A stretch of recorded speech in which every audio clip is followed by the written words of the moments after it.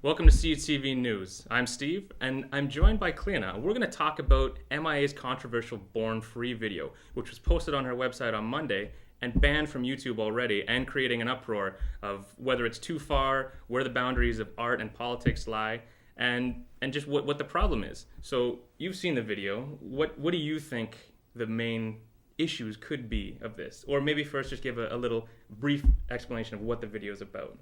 Well, it's an interesting video, really well made documentary. You believe it's a documentary. It's a mockumentary, in fact. They follow a series of police who are well kitted out in riot gear and whatnot, and they suddenly start to raid houses and attack people viciously. And you wonder what's going on. Where is it all? Why is the brutality there? And finally, they end up attacking and herding essentially groups of people with red hair. So it's this sort of anti-ginger-headed, red-haired people, and it sort of depicts images of similar to what might have happened in Auschwitz, or essentially what may have happened in parts of Africa and Rwanda. It brings out sort of situations where there's a wonderful image, in fact, that really reminds me of something that you may have seen in the north of Ireland, for instance. People surrounded with Palestinian liberation scarves and that, fighting for freedom of some sort, sort of the rebels against the military.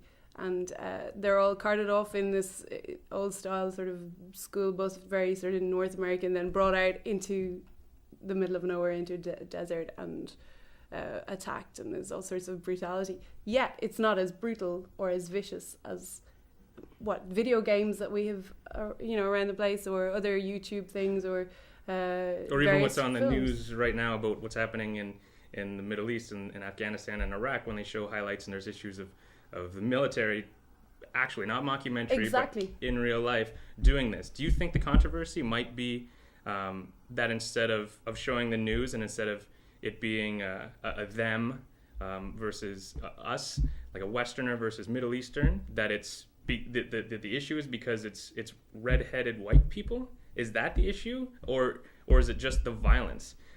Because the reason I asked that is because there's a lot of concerns about the anti-ginger aspect and jokes. Like there's a South Park episode that I thought was pretty funny, even as a red-headed guy.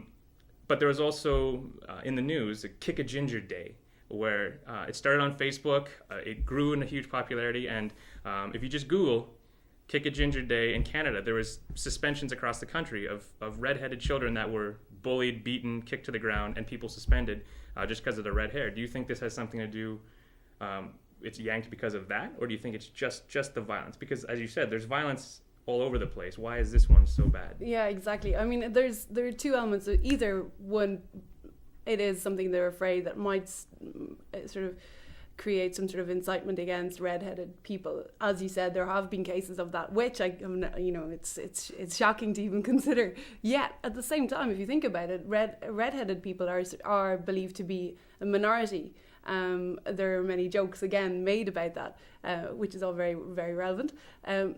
But that's probably why they're afraid of creating any sort of incitement towards red-headed folk and whatnot. But at the same time, I think there's a certain amount of humour, there's a certain amount of tongue-in-cheek there. But then even more so, I think it could be a publicity stunt. It could be something that, maybe they're aware of the fact that if you ban something, if you any sort of censorship generally creates, it provokes and creates interest and curiosity and whatnot. Then there's the other aspect that, in fact, because it is a minority, it's the same as any sort of minority religion, minority race, minority identity or ethnicity.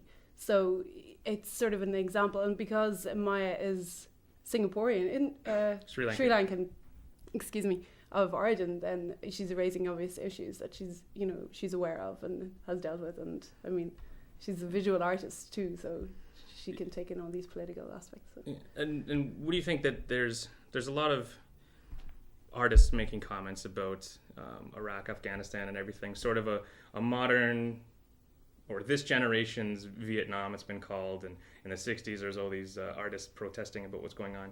Is this just another piece of that puzzle, or do you think that this is something, you know, bigger? Maybe she's pushing the barrier, and do you think the being pulled from YouTube, was that a bad thing, or was that a good thing? Do you think it was over censorship, or do you think that this is going to just create more views for the video? I think you're right. I think it is going to create more views for the video, certainly. And I believe that it's probably it's the short-sightedness of whoever pulled it off that reflects, you know, this what you're referring to, Iraq and Afghanistan and whatnot. I don't believe M.I.A would be that. I don't know her personally, but I don't think that would be the issues of her art. Yeah, the way I took this was she was addressing the Westerners, and that when you watch the news, and there's lots of articles written about this, and people talk about the sociological and psychological ways you can distance yourself from wars and things like that. But I think it wasn't an anti-ginger thing. It was just more trying to show this is what is happening, and this is when white people do it to white people. And now all of a sudden it's not appropriate. We can't watch a fictional version of white people doing it to white people. But when white people do it to Iraqis, oh, that's news. Sorry, that's collateral damage. I think that was sort of the message, and I don't know if it's oversensitive or what the issue is. Maybe it's a PR stunt. Who knows? But I think that at the very least, it creates the discussion. And if you want to see it, we're going to post a link on cutvnews.tumblr.com, and we'll have a link to the video so you can watch it. It's 9 minutes long. It is a bit graphic, but it's, as Cliona said, it's not more graphic than you'd see on a video game or things like that. So check it out, watch it, write us an email, drop by if you're interested, and some ginger love on the streets, though. Am I right? Absolutely. Go forth and be ginger.